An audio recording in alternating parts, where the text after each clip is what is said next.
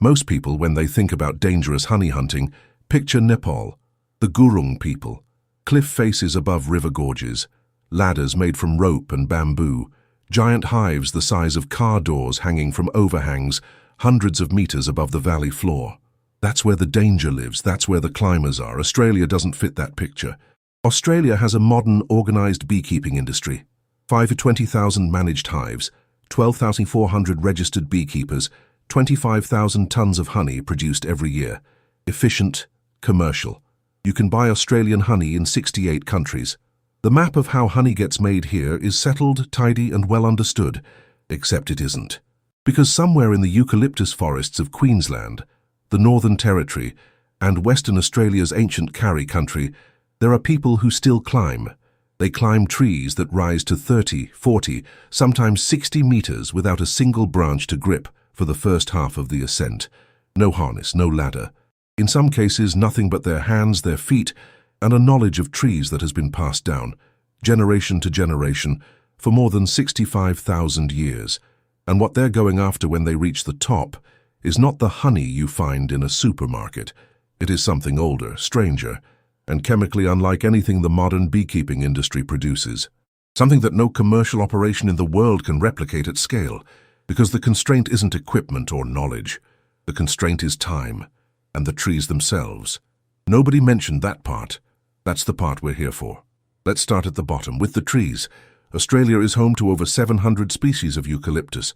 Nearly all of them are found nowhere else on Earth. They range from low scrubby mallee shrubs to the largest flowering plants that have ever lived on this planet. The mountain ash, Eucalyptus regnans, regularly grows above 85 meters. The tallest living specimen, a tree in southern Tasmania called Centurion, has been measured at 99.6 meters tall. That is the height of a 30-story building. In 1880, a felled mountain ash in Victoria was recorded at 114.3 meters. At that moment, the tallest tree ever measured anywhere on Earth. And inside those trees, inside their hollows, their cavities, the spaces left by fallen limbs and decades of slow rot, live bees. Millions of them. Feral European honeybee colonies that have been establishing themselves in Australian forests since the 1820s. Studies in Victorian eucalyptus woodlands have documented feral colony densities of between 50 and 150 colonies per square kilometre, the highest wild honeybee densities ever recorded anywhere in the world. There are so many wild hives in Australian trees that feral European honeybees are now listed as a key threatening process in New South Wales. The bees arrived, went wild, and multiplied beyond anything the settlers who brought them had anticipated. Most of their hives are unreachable, sitting high in cavities inside smooth-trunked trees, with nothing below them offering grip, nothing above them marking the entrance except a dark smear of resin on pale bark. Most people look up and keep walking. The 1% stop. The first thing you notice when you watch someone climb a smooth eucalyptus trunk is that there's nothing to hold. No bark ridges deep enough to serve as handholds. No branches for the first 20 or 30 meters. The entire lower section of a mature Carry or mountain ash is a column of smooth, sometimes slightly damp bark that offers almost no friction to bare skin. The climber has to create grip through body mechanics alone. Legs braced wide against the trunk, arms pulling, weight distributed across the largest surface area possible. Every meter up is negotiated separately. The trunk doesn't help you. The tree doesn't lean in your direction. The experienced climbers begin from a wider stance and work their way up in short controlled bursts rather than a continuous pull. They stop. They reset. They rid the bark above them for any variation. A knot, a rougher patch, the slight texture change around an old wound in the wood. And they plan the next 5 meters before they move. It looks like instinct from below. From the climber's position, it is constant calculation. At 20 meters, the ground has disappeared from useful reference. At 30, the canopy around you starts to open. At 40, the wind changes character. The tree moves slightly. Mature eucalyptus trunks flex in the wind by design, and that movement, almost imperceptible from the ground, is very perceptible when you are part of it, gripping a trunk that is swaying a few centimeters in every direction. This is where the mathematics of the climb starts to become personal. Now here's where most people get the story wrong. The obvious explanation for why someone would climb a tree like this is honey. Volume, yield. A single feral European honeybee colony in a large eucalyptus hollow can produce 40 to 60 kilograms of honey per year. The eucalyptus is one of the richest nectar sources on the continent. Some species produce so much nectar that flowers fill visibly after rain. You climb, you harvest, you descend with a bucket of amber honey that tastes of menthol and bark. Clean explanation. Makes sense, accounts for the climb, but it doesn't account for what was happening in those same forests tens of thousands of years before the European honeybee existed anywhere in Australia, before there was a single managed hive on this continent, before 1820, because the native bee is a different animal entirely. And the native bee is why this story goes somewhere the obvious explanation cannot follow. Australia has more than 1,500 species of native bee. Most are solitary, but the stingless bees, Tetragonula and Austroplebea, are the ones that changed everything. Tiny insects, barely 4 millimeters long, that build colonies inside tree hollows and produce a honey unlike anything else made on this continent. They are, as the name says, completely stingless. But don't let that convince you they're easy to find. The hives are concealed. The entrance is a small resin tube protruding from the bark, sometimes barely visible, sometimes sealed with propolis that blends exactly with the wood around it. Finding one requires either luck, a deep knowledge of the landscape, or a technique that the Yolngu people of northeast Arnhem Land have refined across thousands of years. You catch a single forager bee, you attach a fine thread of spider web silk to its body, or a strand of hair or a tiny flag of grass, you release it, you follow it. You do this from multiple angles, triangulating the flight path with your eyes, narrowing the search radius with every bee you release, and when you find the hollow, you press your ear flat against the bark and you listen. A hollow containing a stingless bee colony produces a specific frequency, a low-contained hum that the wood transmits outward, if you know how to receive it. The tree is a signal. The hunter is the antenna. That knowledge is 65,000 years old. Not just where to look, how to hear. So what is actually inside the hive when the climber reaches it? Stingless bees store honey differently from European honeybees. They build small pots from propolis, a compound made from resins collected from tree bark and plant wounds, mixed with wax they secrete from glands on their own abdomens. More than 300 individual compounds have been identified in Australian stingless bee propolis. The honey itself sits inside those pots, layered, fermented slightly, with a moisture content and microbial composition that gives it a taste nothing like conventional honey, sharp, tangy, acidic, with citrus notes and a fermented undertone that people describe repeatedly as tasting of the Australian bush itself. Researchers at the University of Queensland identified something in this honey that nobody had documented before, a sugar called trehalulose. It's not found in European honeybee honey. It breaks down more slowly in the body and has a lower glycemic index than conventional sugars. It appears in early studies to not contribute to tooth decay the way regular sugar does.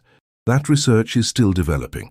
The studies are preliminary, the sample sizes are small, and the biochemical picture is not yet complete. But the direction of the data is consistent, and it's consistent with what Aboriginal communities have described for generations. This honey does things that other honey doesn't do, and here is the number that reframes everything. A strong stingless bee colony produces less than 1 kilogram of honey per year. Less than 1 kilogram. A European honeybee hive produces 40 to 60 times that amount. Sugarbag honey is not just rare because the hive is difficult to find. The bees themselves are slow. The constraint is biological and no technology changes it. This is why high-end Australian restaurants list it on tasting menus at prices that commercial honey never reaches. This is why the knowledge of where to find it, how to read the bark, how to listen for the hum, has been maintained as something more than foraging knowledge. The climber on that eucalyptus trunk isn't hunting food in the conventional sense. He's accessing something that the most sophisticated commercial honey industry on the planet cannot produce. At the hive entrance, the work becomes precise, a small incision in the bark, sized carefully, positioned either above or below the honey stores, a thin tool of fibrous timber inserted into the cavity, absorbent enough to draw honey out without rupturing the wax pots. The Ongthim peoples of Western Cape York Peninsula have used a version of this tool for as long as the practice has been documented. The incision can be resealed with bark and propolis. The colony is not destroyed. The honey pots are not all taken. The harvest is proportional to what the hive can absorb and recover from in one season. This is the part of wild honey hunting that documentary footage almost always skips. The deliberateness of it. The care. People who have watched this practice describe it as closer to surgery than to harvesting. You are not extracting a resource. You are negotiating a withdrawal from something that will still be there next year if you treat it correctly. The tree is not a warehouse. It is an ongoing relationship. The Yolngu word for this practice is not separate from their word for land management. They are the same thing. Now here's what three forces are doing to this picture simultaneously, and none of them, on their own, fully explains the situation. The first is visibility. Wild honey hunting in Australia has almost no international visual record. The Nepalese Gurung honey hunters became globally known in the 1980s through documentary photography. The images circulated. The story circulated. The cultural frame, brave climber, impossible cliff, ancient tradition, became fixed in the global imagination. Australian wild honey hunting happens in remote forests, on country that outsiders rarely access. The trees are tall and smooth and not cinematic in the way a Himalayan cliff face is cinematic. The story never spread, the image never circulated, and what you don't see, you don't think about. The second is displacement. The arrival of the European honeybee in 1820 didn't just change the ecology, it changed the conversation about honey entirely. A new product, produced in large quantities, storable and saleable and familiar to the settlers who now controlled the economy, immediately displaced sugar bag from public awareness. Commercial honey happened. Wild honey became invisible. Most of the 20th century passed without Australian food culture developing any frame for what stingless bee honey was or what it was worth. The third is the trees. The same feral European honeybee colonies now occupying eucalyptus hollows at record densities are actively competing with native stingless bees for nesting sites.